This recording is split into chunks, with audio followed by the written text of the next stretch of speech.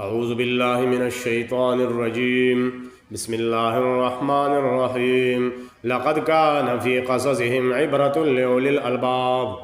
यक़ीनन नश्तदे प बयान द हाल द दी के इब्रत द उलिल अलबाब द पारा द दी अंबिया अलैहिस्सलातु वस्सलाम प दी तारीख़ी इनक़लाबी मारिको के दा खल्कु द पारा सबक दे नसीहत दे چې هغه د معاشري د ستونزو او د مشکل د حل په تلاش کې وي. نو الله تبارک وتعالى فرمایي چې دا غو د پاره پدې کې نصيحت دی او سبق دی. محترمو منګه انقلابات د انبیاء علیهم السلام شروع کړی دي. نن د نوح علیه السلام د انقلاب متعلق خبره کو. قرآن کریم دا د دین فطرت عین موافق کتاب دی او د قرآن کریم د موازنې لپاره بنیادی او کلیدي شرط هغه هم دغه یو دی او د قرآن کریم د شعوري مطالعې د دلچسپۍ لپاره هم دا واحد شرط دی چې تاسو کله یو حکم یو قانون په کتاب الله کې دنده ووینئ نو په خارج کې به دین فطرت کې ګورئ. الله تبارک وتعالی چې کوم اشیاء قولا په خپل کتاب کې ذکر کړي دي نو هغه عملا په دین فطرت کې موجود دي. نو په دې باب کې تاسو د سوره اعراف آیت نمبر 20 21 22 او د سوره طه 120 او 121 نمبر آیت په دې باندې فکر وکړئ چې قولا دا په کتاب الله کې ذکر دي آیا عملا په دین فطرت کې په خارج کې د دې څه حیثیت دی چې الله رب کریم فرمایلی چې لا تقربا هذه الشجره فتكونا من الظالمين. نو بیا دا غي نتیجه سره وته نو تاسو نن په خارج کې هغه نتیجه کته شي او د دې لپاره تاسو تاریخونه وګورئ. تاریخ هند وګورئ یا د انګریزانو مختلف قسم تاریخونه دي یا د وکیل انجم چې سیاست کې فرعون د یو تاریخ لیکلی دی د 1857 د جنگ آزادۍ نه وروسته او په دغه کې چې کوم وفادار غلامانو د سامراج د برطانیه هغه د کوم جاګیرونه ورکړي دي نو دا چودریان وډیراګان لکه د پنجاب په سطح یا د بلوچستان د KPK په سطح باندې هغه د په ډیټیل سره ذکر کړل. نو تاسو دغه کته شي چې آیا د ظلم دغه نظام د فرعوني رژیمي نظام دا په ځمکه باندې ډېر کم خلک فروغ ورکوي او د دې دفاع څنګه کیږي او دا پیلاویږي څنګه او په قدرتي وسایلو ذخایرو باندې دا څه خلک دا څنګه قابض کیږي. تو لهدا د دې لپاره تاسو دغه تاریخونه وګورئ. د دین فطرت معاشي نظام چې دی هغه په ټولو جاندارو کې اشتراک د رزق دی. د اخوت او د بېچاري لپاره بنیادی اکایي چې دا نو هغه اشتراک د رزق دی. ځکه الله رب کریم په سورې نحل کې د مچو یو مثال موږ تاسو ذکر کړی دی. بیا په هغې کې الله رب کریم فرمایي ان فی ذلک لآیة لقوم یتفکرون. یقینا په دې کې سبق دی د هغه قوم دپاره چې د فکر نه کار اخلي هغه سوچ او فکر کوي. په طبقاتي نظام کې په هیڅ یو طریقه باندې قوت او بېچاره نشي جوړېدلی نه په عقایدو باندې نه په رورۍ باندې په دوستۍ باندې نه په کلي کلوېغۍ نه د ژبې په یووالي باندې نه په عقایدو او نظریاتو باندې په هیڅ یوه طریقه باندې اخوت او بېچاره هغه نشي جوړېدلی. اخوت او بېچاره چې جوړېږي هغه د رب العالمین په دغه نظام باندې چې د عدل او د قسط نظام دی په هغې کې په وسایلو ذخایرو باندې انسانان قابض نه وي بلکې دا سواء للسائلین وي. د ټولو انسانانو په مابین کې د هغو د ضرورتونو مطابق هغه برابر کې تقسیم وي د عدل او د قسط په حساب باندې. تو لہذا دا نظام د ځمکې والا ته څوک ورکولی شي داسې نظام چې هغه په عدل او قسط باندې مبني وي نو دا د رب العالمین نه علاوه بل څوک ورکولی نه شي. ځکه انسانانو سره خواهشات جذبات یره حرص لالچ وغیره دا خبرې تړلې دي. ځکه چې عقلمن خلک هغه دا وایي چې د ځمکې د انسانانو ته هغه سړی د عدل او قسط نظام ورکولی شي چې د هغه خاندان نه وي چې د هغه خانداني بیکګراونډ نه وي مور پلار یې نه وي بچي نه وي. ځکه نو هغه به بیا نه په لالچ کې راځي نه په حرص کې راځي نه په یره کې راځي نه په جذباتو او خواهشاتو کې د چا نه څه مجبوري. تو لهذا دغسې کس ورکولی شي. دا د غیر دینو عقلمنو خلکو هغه خبره ده. خو مسلمانانو له الله رب کریم دا نظام ورکړی دی چې الله رب کریم هغه خپل خبره په خپله کوي چې قل هو الله احد الله الصمد لم یلد ولم یولد ولم یکن له کفوا احد. اے داعی د توحید اے داعی د قرآن ته دا خبر وکړه چې الله احد الله یو دی الله الصمد الله بې نیازه دی بې حاجت دی هغه چا ته مجبور نه دی. لم یلد دی او لم یولد دی نه د چا نه پیدا دی نه د څوک پیدا دی. ولم یکن له کفوا احد نه په دې صفاتو کې د رب العالمین سره څوک شریک شته دی. نو دا نظام صرف او صرف رب العالمین هغه ورکړی دی. نو اوس راځئ تاسو په دغه انقلابي معرکو باندې د ټولو نه اول د نوح علیه السلام په دې خبره باندې موږ او تاسو غور کوو چې کوم آیاتونه الله رب کریم ذکر کړی دي د نوح علیه السلام په باره کې چې موږ او تاسو په دې غور او فکر وکړو چې آیا دغه وخت معروضي حالات سو سماجی معاشي سیاسي څه نظام و په دغه وخت کې د ظلم کم نظام د دې نه مخکې الله رب کریم ډېر انبیا هغه مبعوث کړي خو په آخر کې د فیصله کن معرکې دپاره الله رب کریم نوح علیه السلام هغه مبعوث کړو خو مخکې د دې انقلابي معرکې د بیان نه دا خبره په سر کې کېده چې ټول انبیاو ته یو شریعت ورکړی شوی دی یو دین ورته ورکړی شوی دی ځکه الله رب کریم په طور نمونه د هغې دغه انقلابي معرکې په خپل کتاب کې زموږ استاسو د عبرت دپاره ذکر کړي دي که چېرې دا شریعت یو نه وی نو بیا د دې د بیان څه مطلب نو په دې خبره باندې غور وکړئ دویم دا چې منهاج النبوه هغه مختلف کېدی شي د هر دور معروضي حالات هغه د بل دور نه مختلف وي په څه وخت کې مذهبي خلک مذهبي پیشوایان چې دي د دوی قبضه او گرفت مضبوط وي په بادشاهانو باندې لکه د ابراهیم علیه السلام دور او په نن دور کې د ایران تاسو وګورئ چې سپریم لیډر چې کوم دی رهبر اعلی هغه سره پوره اتارټي د هغه سره وي بیا د شعیب علیه السلام دور چې دی هغه مختلف دی ردی نه چې په هغې کې د مذهبي پیشوایانو گرفت او قبضه نشته بلکې برای نام دي لکه څنګه چې په نن دور کې تاسو وګورئ مذهبي پیشوایان د صرف دغه نظام د قیام او د بقا دپاره د روحاني غلامانو او د چوکیدارانو په طور باندې استعمالیږي بیا د موسی علیه السلام دور چې دی نو په هغې کې بیا دغه جاگیردار سرمایدار فرعون رمیسیس هغه چې کوم دی قابض و په ځمکه باندې او په دغه خپل ملک باندې د مذهبي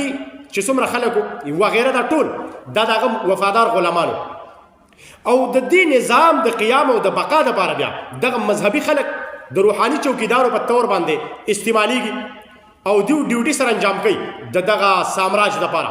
د دې نظام د قیام او د بقا دپاره نو مختلف قسم بیا دي خبرې کوي جمهوریت ټیک دی دا جمهوریت اسلامي دی دا فلا او دا فلا مختلف نمونه به ورته ورکوي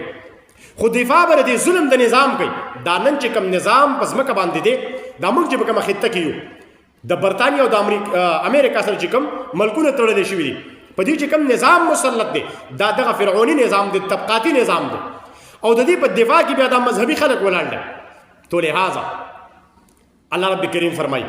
چې شریعت ټول انبیاو ته ما یو ورکړی دی شرع لکم من الدین ما وصى به نوحا والذي اوحينا اليك وما وصينا به ابراهيم وموسى وعيسى ان اقيموا الدين ولا تتفرقوا فيه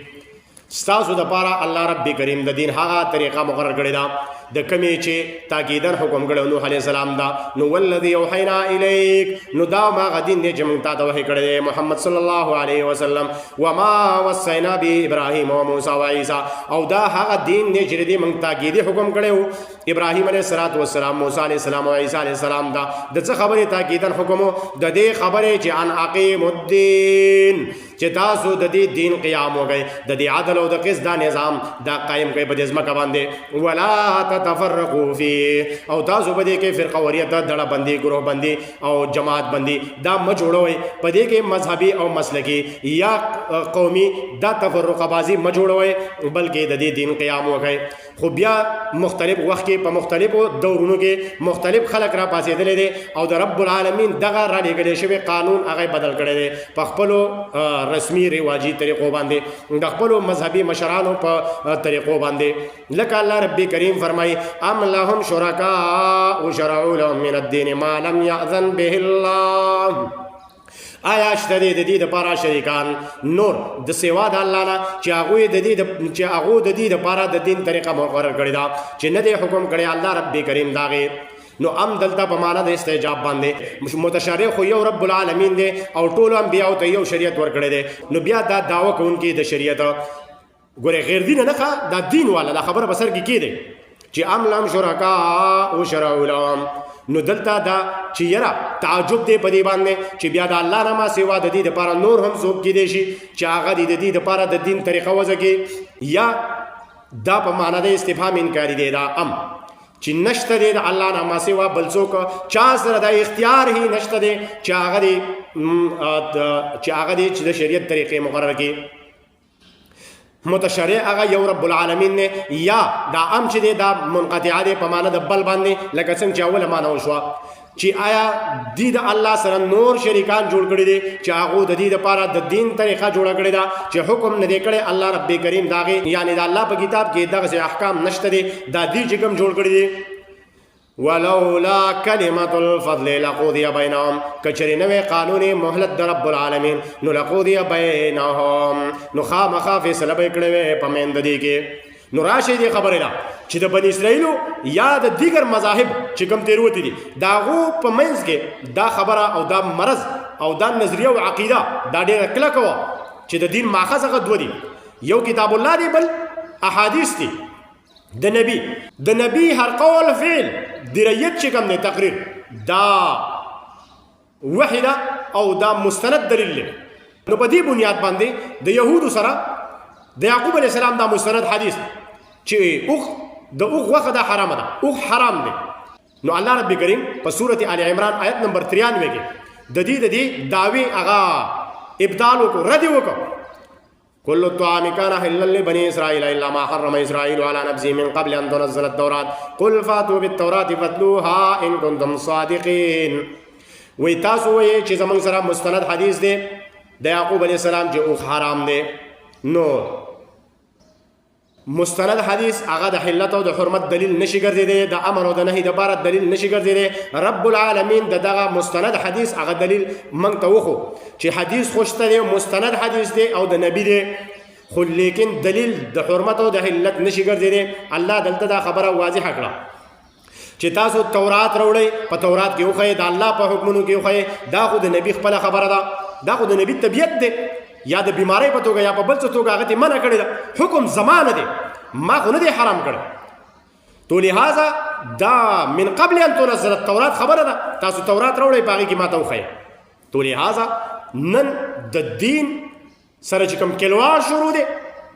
د احادیثو د فقه په نوم باندې وغیره د نور اشیاو په نوم باندې چې د انسانانو هغه ذهن بل طرف ته اړولی دی جنگ په دې نه دی محترمو دا خبره په سر کې کېږي چې احادیث څوک نه مني منکرین احادیث دا اصل دي زبانی جمع خرج دی حقیقت د خبرې دا دی چې دا احادیث وحی دا او کنه ده خبره په دې باندې خبره په دې نه د احادیث منل دی او نه منل څوک نه مني یو شی شته دی په حقیقت کې موجود دی حدیث نوم یې ورته ورکړی دی باقاعده حدیث دی خو خبره په دې ده چې آیا دا وحی ده او کنه ده لکه دا دې چې ډیوایډ کړی ده وحی په دوه قسمه مطلوب غیر مطلوب جلی او خفي نو اوس خبره په دغه باندې ده چې آیا دې سره دا دلیل شته دی چې دا وحی خفي ده دا وحی غیر مطلوب ده د دې سره دا دلیل نشته خبره په دغه باندې نو محترمو دا خبره مونږ کړې وه هغه مولیانو ته مې ویلي چې تاسو د دې دلیل لا کوئ تاسو چې کوم آیاتونه پیش کوئ هغه بالکل تاسو غلط بیاني کوئ او هغې د دې خبرې سره هېڅ تعلق نشته لکه وما ينطق عن الهوا ان هو الا وحی یوحا په دغه باندې مونږ خبره کړې وه محترمو د نوح علیه الصلاة والسلام د انقلابي معرکې نه مخکې د یو څو خبرې په سر کې کېدې چې د نوح علیه الصلاة والسلام مخالفین څوک سرداران وډېرګانو مذهبي پیشویانو که په مجموعي طور باندې ټول خلکو نمبر 2 د نوح علیه الصلاة والسلام په دعوت کې بنیادی کمې خبرې وې صرف د عقایدو پورې خبره وه که مسایل پکې مهم وو نمبر 3 د نوح علیه الصلاة والسلام پیغام دغه عمراو او مذهبي پیشویانو په غور او تدبر سره واورېد د هغې نه وروسته ټکره وکړه او که نه محضې د پلار نیکه د پیروۍ په توګه باندې د دغې رد وکړه نمبر 4 نوح علیه الصلاة والسلام مخالفینو پروپیګنډې جوړې کړې په ده پورې مختلف قسم ته خنداګانې پورې وکړې او که نه په ساده انداز باندې انکار وکړه نوح علیه الصلاة والسلام ته دوی چیلنج ورکړه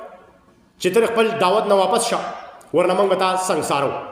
دی په کومه موقع باندې ووې او څه دپاره یې ووې د نوح علیه الصلاة والسلام د وخت دا معاشره طبقاتي وه که غیر طبقاتي وه آیا دوی یو الله نه منه باقي هر څه ټیک وو که داسې نه وه د دې په عکس باندې وه نو راځئ د نوح علیه الصلاة والسلام په دغه انقلابي معرکه باندې نن موږ تاسو خبره کوو ولقد ارسلنا نوحا الى قومه فقال يا قوم اعبدوا الله ما لكم من اله غيره وفلا تتقون منګه نوح علیه الصلاة والسلام د نوح علیه السلام قوم ته ولېږه نوح علیہ السلام خپل قوم ته وی فقال یا قوم اعبدوا الله، اے قوم تاسو بندگی خالصه کوي الله رب کریم دا، ما لکم من اله غیره، چې نشته د الله نه ما سوا تاسو د پاره بل څوک حاکم حاجت روا مشکل کشا. افلا تتقون، نو آیا تاسو د غیر الله په فرمانبردارۍ کې د الله د نافرمانی نه ولې نه یریږئ؟ انی لکم رسول امین، زه ستاسو طرف ته رالیږلی شوی امانتدار ما، زه رسول امانتدار ما. فاتقوا الله واطیعون، تاسو د الله نه ویریږئ او زما تابعداري او فرمانبرداري وکئ. محترمو، د قرآني توحید چې دی دا د غیر طبقاتی نظام دپاره بنیادی حیثیت لري او د طبقاتی نظام په سټ باندې دا د مضبوطی تیری توری مضبوط گزار دی او په زیلو باندې د مضبوط تبر گزار دی چې حاکمیت به د یو رب العالمین وي، حاکم اعلی هغه به رب العالمین وي. ان الحکم الا لله، حاکم اعلی هغه به صرف رب العالمین وي. نو که تاسو خیال کړئ نن هم په دې آیینونو کې دا لیکلی شوي دي د دې مسلمانانو چې حاکم اعلی والله خو دروغ وایي، حقیقت کې داسې نه. نو د قوانینو نو د الله د قوانینو تابعداري به کېږي، حاکم اعلی به رب العالمین وي، ځکه چې هغه رب د ټولو انسانانو دی او ټول مخلوق ته بې شماره نعمتونه ورکړي دي او خاص کر انسان ته دغه نعمتونه ورکړي دي. نو بیا د رب العالمین د رحمان او رحیم د نظام ربوبیت په دغه دسترخوان باندې بیا څنګه چاته دا اجازت ورکولی کېږي چې هغه په قدرتي وسایلو ذخایرو د رزق په دغه وسایلو باندې قابض شي او نور په اربونو کربونو خلک هغه د لوږې نه او د سختو مشقتونو سره د مخ شي. ځکه دا خبره په سر کې کېده چې نظریه د توحید او غیر طبقاتی نظام دا لازم او ملزوم دی او د الله نه ما سوا څوک دا نظام د انسانانو ته ورکولی نشي. او الله رب کریم بار بار عقل والو ته اپیل کوي چې ای عقل والو تاسو ته دا کتاب ما رالیږلی دی، بې عقلو ته نه دی. نو بار بار په مختلفو الفاظو سره یا اولی الالباب لعلکم تعقلون، لعلکم تتفکرون، دا یتفکرون تتفکرون په لسو لسو پیرو راغلی دی او دا یعقلون تعقلون په 200 شلو پیرو باندې په مختلفو طریقو باندې دا شانی یتدبرون اولی النها یا اولی الالباب. الله رب کریم بار بار د انسانانو ته وایي تاسو د عقل نه کار واخلئ، تاسو د سوچ او د تدبر نه کار واخلئ. او قرآن کریم دا واحد کتاب دی د ځمکې په سر باندې چې دا چیلنج ورکوي، اپیل کوي عقل ته او چیلنج قبلي په خوشحالۍ سره، ځکه صلاحیت لري قرآن کریم. قرآن کریم کې دا صلاحیت شته دی چې هغه دا چیلنج قبول کړي، ځکه اپیل کوي عقل ته چې تاسو راشئ د دې کتاب دپاره. او دا کتاب الله عقل والو ته رالیږلی دی. او د عقل دشمنان چې کوم دي نو هغو ته الله رب کریم شر البریه ویلی دي چې دا جهنم ته ځي. ولقد زرعنا لجهنم كثيرا من الجن والانس لهم قلوب لا يفقهون بها ولهم اعين لا يبصرون بها ولهم اذان لا يسمعون بها اولئك كالانعام بل هم اضل اولئك هم الغافلون ان شر الدواب عند الله صم البكم الذين لا يعقلون. الله رب کریم فرمایي چې دا کم خلق د عقل او فکر نه کار نه اخلي نو دا پشان د څارو دي یا د څارونه زیات گیا گزرا گمراه دي بیلاری دي. اولئک هم الغافلون، دا غافل خلق دي، بالکل ځان په ناخبرو کې اچولی دي. نو د ځمکې په سر باندې بدترین ما یدب علی الارض چې دي نو هغه د الله په نسبت باندې هغه کاڼه او چړاګان دي چې هغه د عقل نه کار نه اخلي. او دلته په دې آیات کې په ډیټیل بیان شو چې لهم قلوب لا یفقهون بها، زړونه یې خو د سوچ او د فکر نه دي کار نه اخلي او د دې سترګې یې خو لیدل پې نه کوي، غوږونه یې خو اورېدل پې نه کوي، د حق تلاش پې نه کوي، دې د عقل نه کار نه اخلي. نو الله رب کریم فرمایي ام تحسب ان اکثرهم يسمعون ويعقلون انهم الا كالانعام بل هم اضل سبيلا. ای ته به دا ګمان کوي چې اکثر د دې خلکو نه هغه اوري او عقل لري، خو نه اکثر د دې نه چې دي نو هغه په شان د څارو دي یا د څارو نه ګیا ګزرا بیلارې دي. الله وایي دا د څارو نه اخوا دي دا چې کوم د عقل نه کار نه اخلي. خو تاسو مذهبي پیشوایان لږ وګورئ، هغوی په دین کې د عقل هیڅ قسم د دخل نشته، دین په نقل راغلی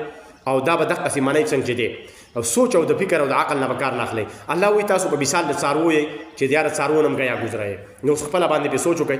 اوس دا الله رب کریم چې ویلي دي چې د څاروو نه تاسو ګیا ګزره یې نو دا په کم نسبت سره ځناور چې دي یا عقل دوست انسان چې دي عقلمند خلک دي د ضرورت په پیمانه باندې خبره کوي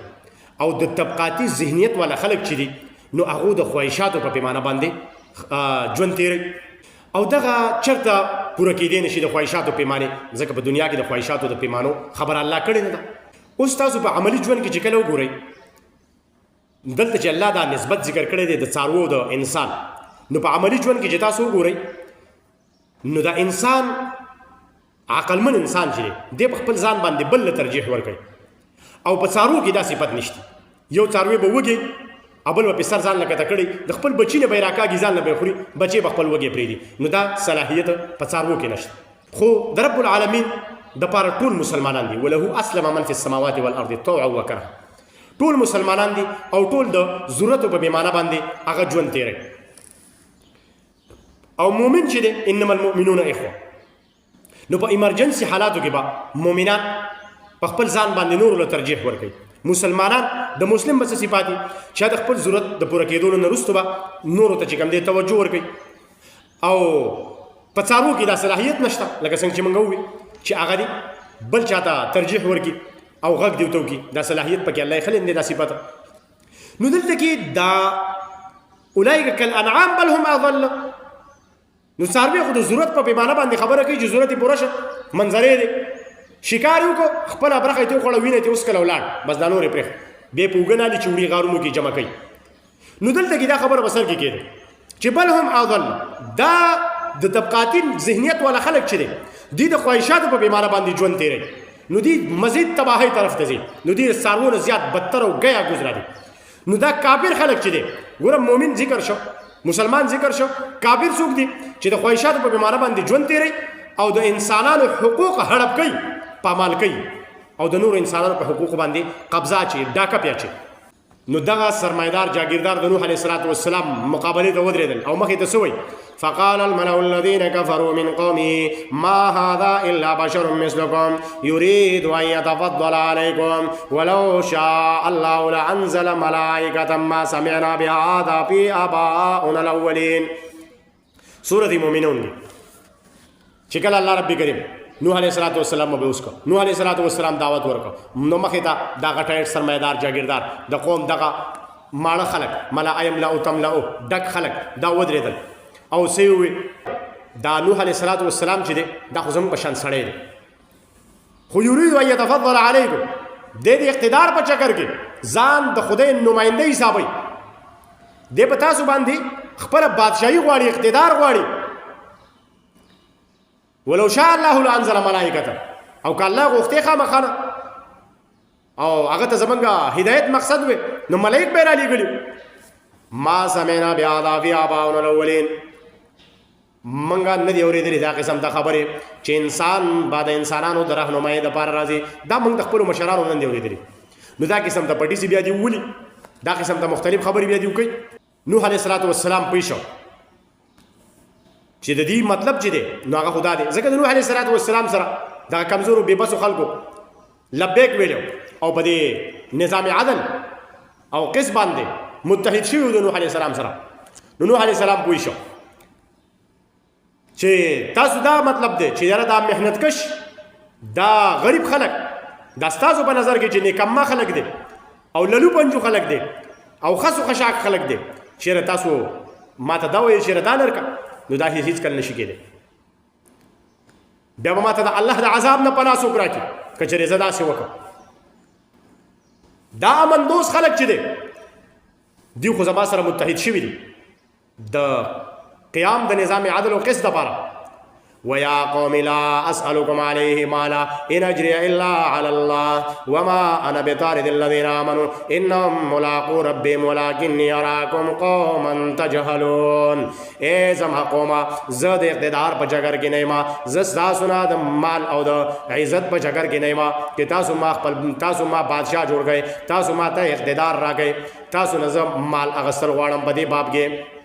نا ان اجر الا علی الله، زما اجر چې دې بدلا هغه په صرف او صرف پر رب العالمین باندې دا. وما انا بطارد الذین آمنوا، او زنیما شړونګې دا هغه کسانو چې هغه مؤمنان دي امندوس خلق دي زما سره لبیک ویل دي د عدل او د قسط د نظام د قیام دپاره انهم ملاقو ربهم، چې یاره د دې نظام ربوبیت دپاره زما سره متحد شوي دي. ولکنی اراکم قوما تجهلون لیکن زه وینم تاسو لره چې تاسو په زور ځان جاهله کړی دی تاسو قوم جاهلی یې په زوره د جهالت نه کار اخیستی دی نو د نوح علیه السلام د سردارانو د قوم سوي د قوم ته بار بار دغه یوه خبره مخې ته کوله چې دا د نچ ذات خلک چې کوم دي دا کمزورې خلک دا بېوسه بېدسه غریب خلک للو پنجو خلک دی له لالچ ورکړی دی دوی د ځان سره راجمع کړي دي چې الله بیا به راځي د لو لشکر سره او تاسو ته به چې کوم دی اقتدار درکوي نو دا قسم تاسو ته لالچ درکړی دی نو تو لهذا زمونږ د مشري د دې ځمکې په دې طریقه باندې دی اخیستل غواړي فقال الملأ الذين كفروا من قومه ما نراك إلا بشرا مثلنا وما نراك اتبعك إلا الذين هم أراذلنا بادي الرأي وما نرى لكم علينا من فضل بل نظنكم كاذبين اوی دغه ملأ یملو دغه ډکو مړو سردارانو د قوم دغه منکرو خلقو د قوم ما نراك إلا بشرا مثلنا من نوینو تعالی مگر د خپل ځان پشانی او بشر وما نراك اتبعك إلا الذين هم أراذلنا بادي الرأي او منګه نوینو تا لرا چې تابعداري کړې دستا هغه کسانو چې هغه سوچ نه لري هیڅ فکر نه لري خو بس ستا سره بې سوچه سمجا یو ځای شوي دي او ډېر کمزورې خلک دي ډېر نچلا خلک دي ډېر نچ ذات والا خلک دي چې ستا ملګرتیا یې کړې ده او نه په نسل و نسب کې ته اوچتې نه دوی اوچت دي په دې خلکو کې دا ستا سره چې یو ځای شوي دي په دې کې خو د سردارانو او د مشرانو خلکو بچی نشته د هغو خاندانونو پکې نشته دا ټوله کمزوري خلک دي ستا سره چې یو ځای شوی دی نو بیا په یو بله موقع باندې وایي چې نوح علیه السلام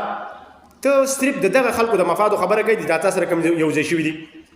دا للو پنجو خلک دا کمزوري خلک ته په دې خپله خبره کې لږ لچک پیدا کا څه سبارې زموږ سره ومانه څه خبره کې څه تبدیلي راوله نو بیا میبي چې موږ ستا خبره ومنو لکه څنګه چې مشرکین مکه رسول الله صلی الله علیه وسلم ته فرمایل وإذا تتلى عليهم آياتنا بينات قال الذين لا يرجون لقاءنا ائت بقرآن غير هذا وبدله چې ته نأتي بقرآن غیر هذا د دې قرآن په ځای باندې بل قرآن راوړه یا د خپله خبره څه بدل کړه څه لږ لچک پیدا کړه څه خبره کې به د یو بل سره جوړ توړ وکړو نو دغه خبره نوح علیه السلام ته دغه سردارانو مو چې ته صرف دغه خبره کوي تو لهذا نوح علیه السلام فرمایي وما انا بطارد المؤمنین زه هرگز دغه امندوز خلک دا نشم شړلی نشم لرې کولی نو بلایي طبقې دغه رئیسان څه وایي بیا قالوا انؤمن لك واتبعك الارذلون آیا نو بیا موږ ستا تابعداري وکړو چې ستا تابعداري الریډي هغه کمزورو خلکو کړې ده دا خو کیدی نه شي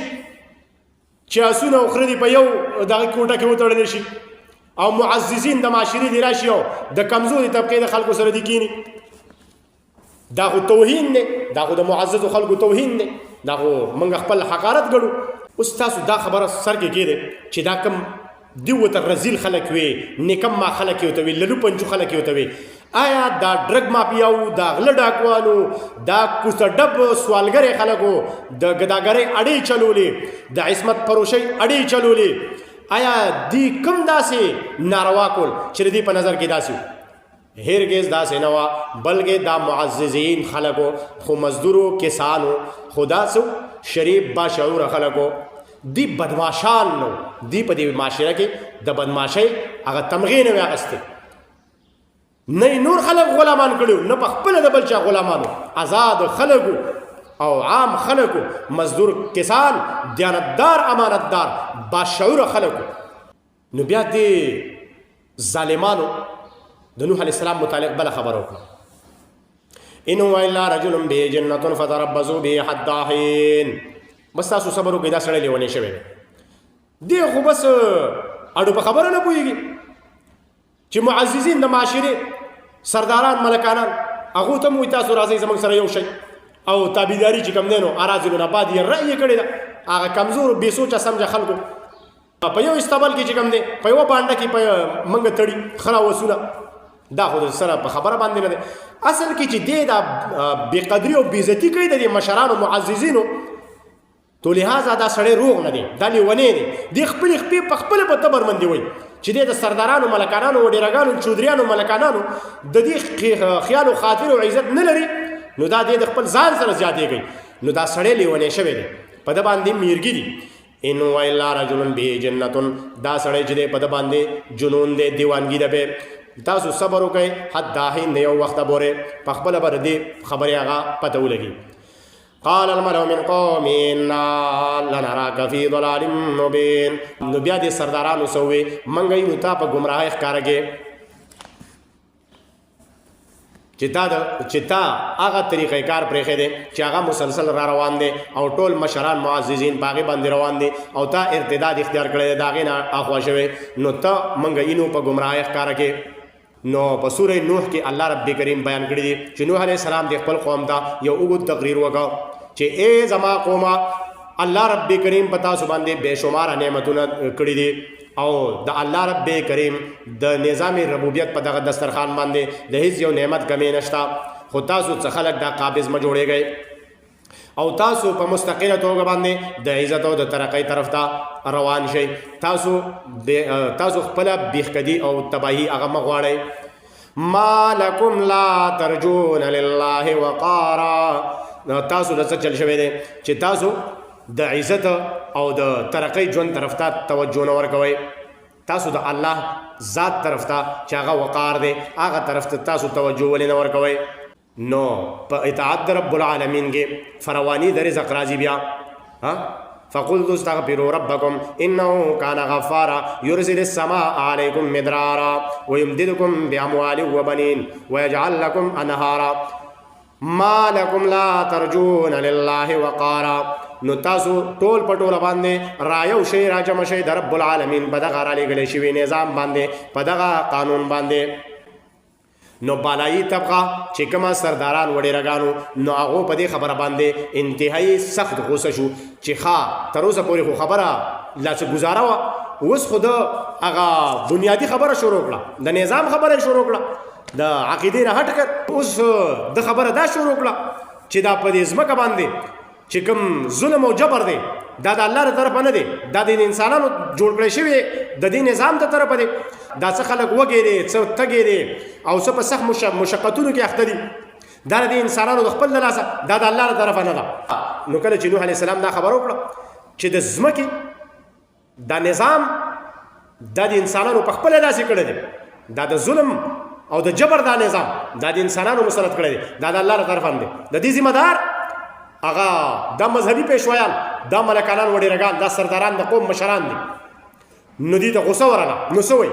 قالوا لئن لم تنته یا نوح لتكونن من المرجومین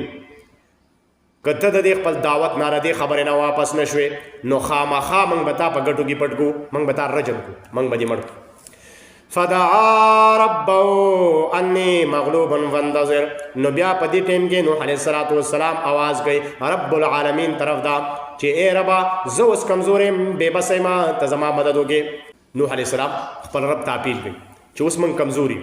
موږ د جنګ او د مقابلې نه یو د هجرت کولو نه یو اوس ته زموږ مدد وکړي د دغه مقام د عزیزانو په سر کې کېدی چې دا د دې پلانینګ د دې منصوبې باقاعده د اول نو سره دا خبره نه وي چیرې که داسې وشو بیا به داسې وشي بیا به داسې وشي بیا به د الله عذاب راشي داسې نه ده بلکې دا سټرګل چې دی دا جدوجهد دا قانون دا سنت الله دی چې دا به داسې جاري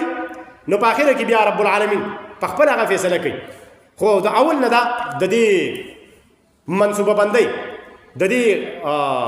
پلانینګ دا چې کوم کمپین جاري د دې دا باقاعده حصه نه دا د الله د عذاب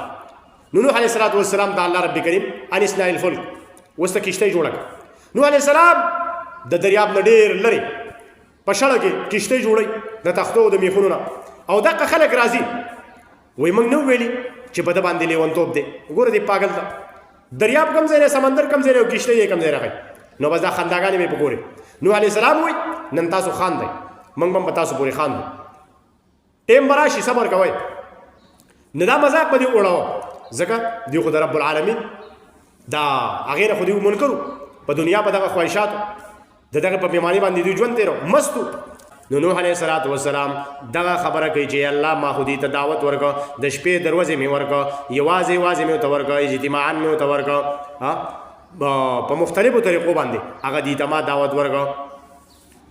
خو دې زما تابعداري ونه کړه زما خبره یې ونه منله بلکې دغه سردارانو وډېرګانو خبره یې ومنله قال نوح رب انهم عصوني واتبعوا من لم يزد ماله وولده الا خسارا نوح علیه السلام وی اے رب زما دی زما نافرمانی وکړه او تابعداري وکړه د هغه چا چې نه زیاتوي هغو لره مال د هغې اولاد د هغې مګر په تاوان کې یعنې د هغه سرمایهدارو جاګیردارو تابعداري وکړه او دا خبره وکړه چې وقالوا لا تذرن آلهتكم ولا تذرن ودا ولا سواع ولا يغوث ويعوق ونسرا وقد اضلوا كثيرا دي سوې چې تاسو پرې نه د خپلو دغه معبودانو لره چې هغه سواع دی یغوث دی یعوق دی او نصر دی او دی ډېر خلک هغه ګمراه کړل یقینا چې دی ډېر خلک ګمراه کړل په دې خبره باندې چې تاسو دا خپل حاکمان او دا معبودان دا پرې نه نو دا خبره په سر کې کېږي چې د همیشه نه جماعت مؤمنین دا په تعداد او اسلحه کې کم وي په ظاهري قوت کې دي کم وي خو الله رب کریم دي دا غلبه او اقتدار هغه د ځمکې بیا ورکوي لکه تاسو په میدان بدر کې وګورئ چې الله رب کریم مټې بر صحابه کرام هغو ته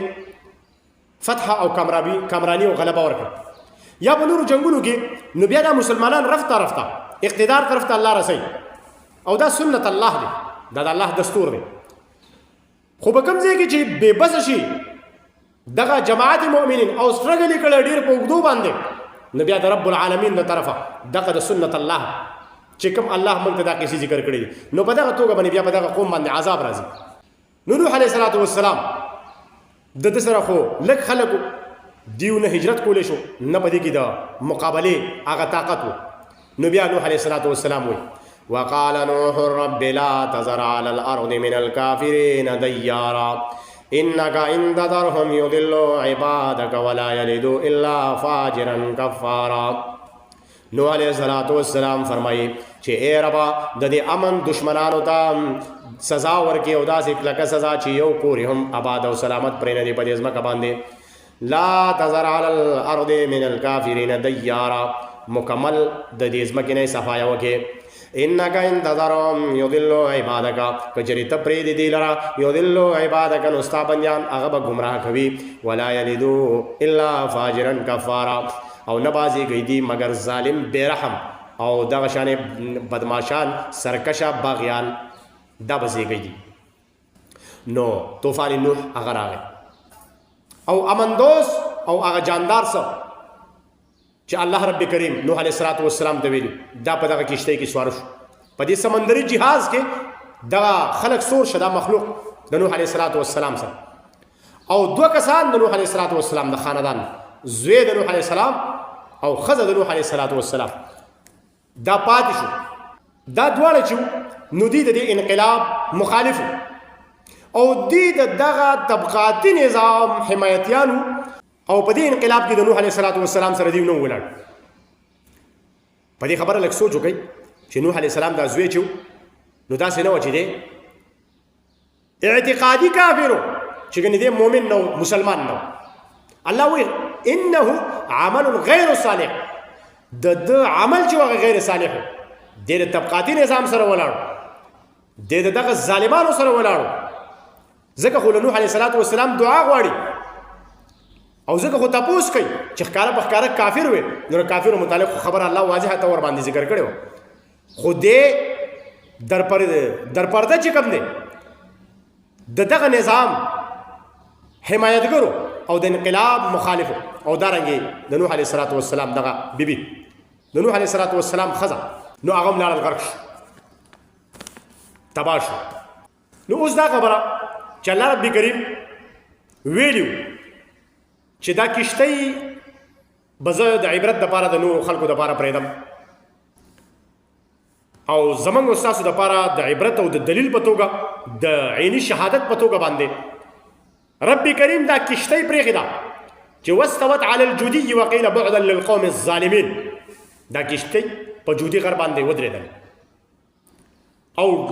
ډېر لرې شو دغه قوم ظالم د الله د رحمت نو دې متعلق الله رب کریم مختلف آیاتونه بیان کړي دي وجعلناهم آیه چې دا منګه نشان عبرت ګرځولې دا کشته وجعلناها آیة للعالمین دا کشته منګه آیت ګرځولې دلیل د عالمینو لپاره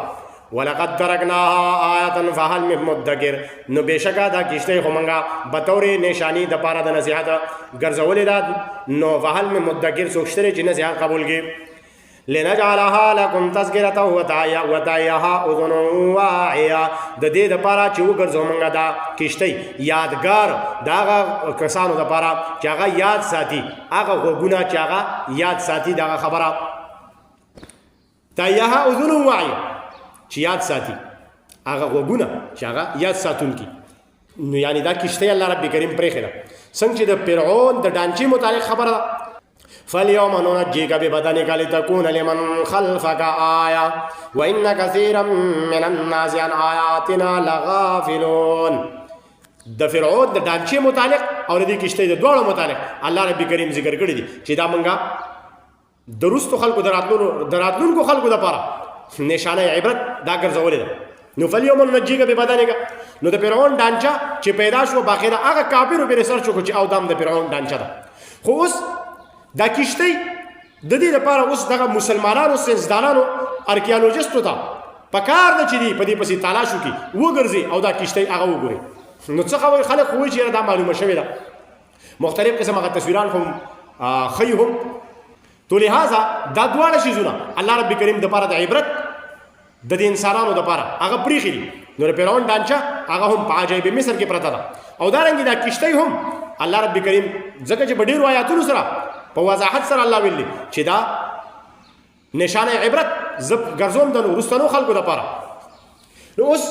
دا قصه دا انقلاب هغه سره انجام شو سوچ به وکړه طبقاتي نظام او غیر طبقاتي او طبقاتي ځکه چې د سردارانو ملکانو وډیرګانو سوي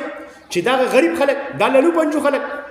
دې سره ملګرتیا کړې ده موږ سره څنګه ملګرتیا وکړو نو دینه دا معلومیږي چې دا نظام طبقاتي په دې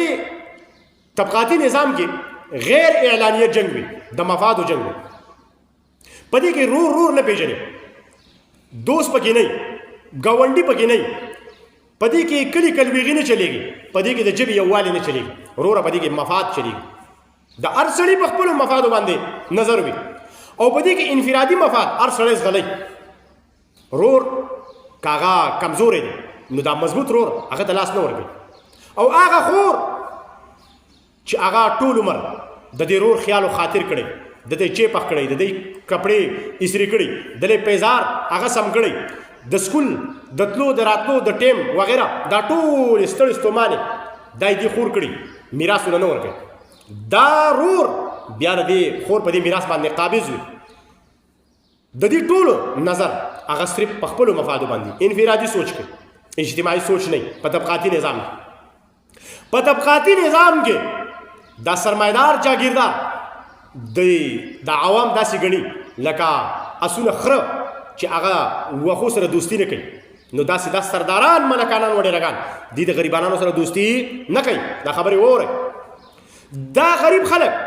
د دې مالدارو خلکو د پاره په مثال د کشي او د بیلچې دی چې و ماته شي بل والی په یو څو روپو باندې